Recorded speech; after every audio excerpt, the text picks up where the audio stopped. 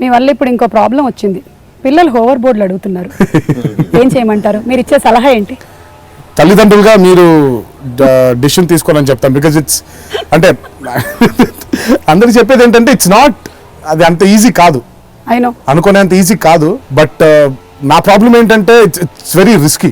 అవును, అది మామూలుగా ఏదో అలా అలా వెళ్ళిపోతున్నాను అన్నట్టుగానే ఉంటుంది. కానీ you showed it that it's very easy. I practice. నేను పడ్డాను, నేను 3-4 సార్లు పడ్డాను.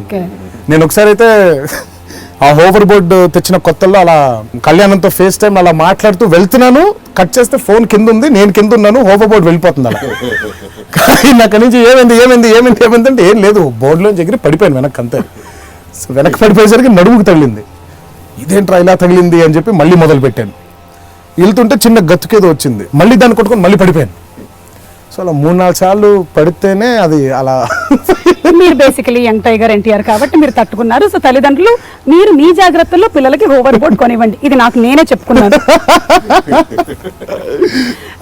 సో నేను అడిగాను తారక్ ఏంటి బాలేది మీది, ఏంటి అసలు ఇష్యూ, అది కరెక్ట్ కాదు కదా, బాగుంటే బాగుంటుంది కదా అనే ఫీల్తోనే, జెన్యున్ ఫీల్తోనే అడిగా.